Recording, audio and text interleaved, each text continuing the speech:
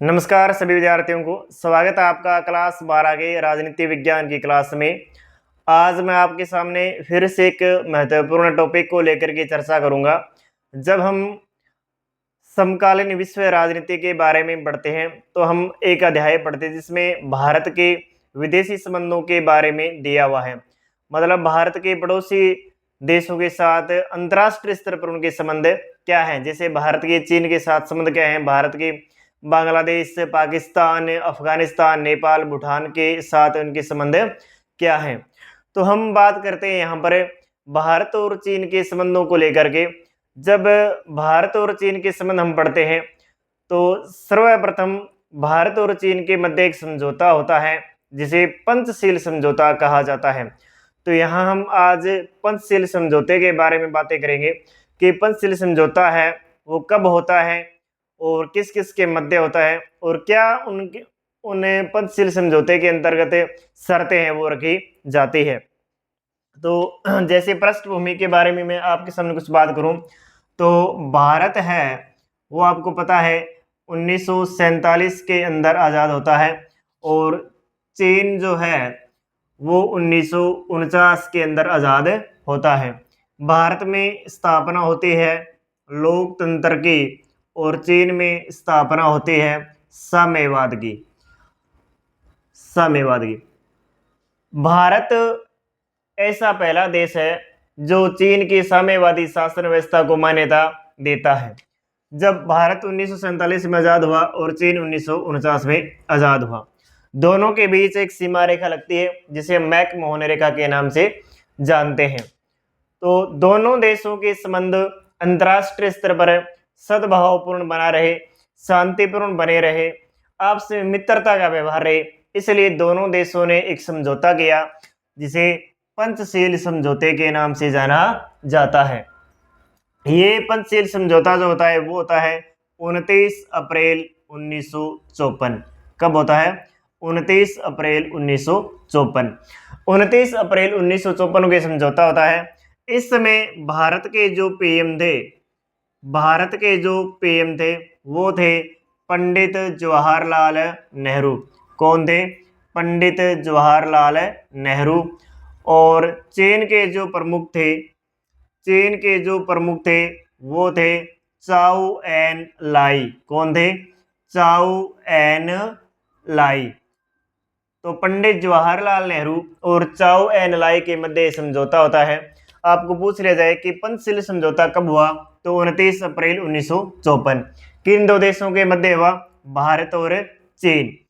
ऐसे पूछ लिया जाए कि ये समझौता किन दो व्यक्तियों के मध्य हुआ तो भारत के पीएम उस समय पंडित जवाहरलाल नेहरू और चीन के प्रमुख थे चाउ एन लाई। पंचशील इसके अंदर 5 सिद्धांत है वो रखे गए, 5 शर्तें रखी गई जिन शर्तों का पालन है वो भारत और चाइना को करना था। इसमें जो पहली शर्त थी वो ये है कि दोनों देश क्षेत्रीय अखंडता एवं संप्रभुता का सम्मान करेंगे। क्षेत्रीय अखंडता व संप्रभुता का सम्मान करेंगे या पालन है वो करेंगे। क्षेत्रीय अखंडता मतलब ऐसी कोई भी अलगाववाद की नीति नहीं अपनाएंगे एक दूसरे देशों के मध्य जैसे उसकी एकता को या अखंडता को खतरा हो। संप्रभुता का मतलब है दोनों ही देश अपनी आज़ादी की या स्वतंत्रता का क्या करेंगे? सम्मान करेंगे। स्वतंत्रता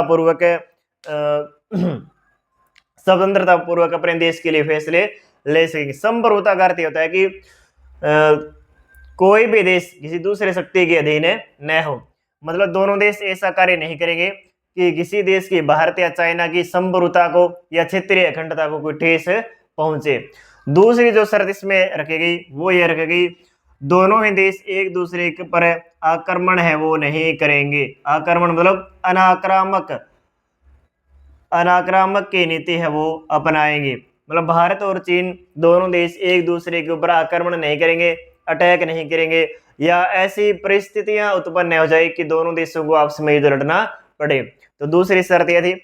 तीसरी शर्त यह थी कि दोनों ही देश शांतिपूर्ण सह अस्तित्व की नीति अपनाएंगे, सह अस्तित्व की नीति अपनाएंगे। दोनों ही देश शांतिपूर्ण सह अस्तित्व की नीति अपनाएंगे। मतलब ऐसे कोई कार्य नहीं करेंगे कि जैसे चाइना के अंदर या भारत के अंदर शांति को खतरा हो, जैसे आतंकवादी कोई समस्या हो गई या अगर आतंकवादी कोई समस्या आती है तो उन पर मिलकर के दोनों देश आपस में सहयोग है वो, आतंकवाद की कोई समस्या आती है तो दोनों ही देश उनसे मिलकर के निपटेंगे।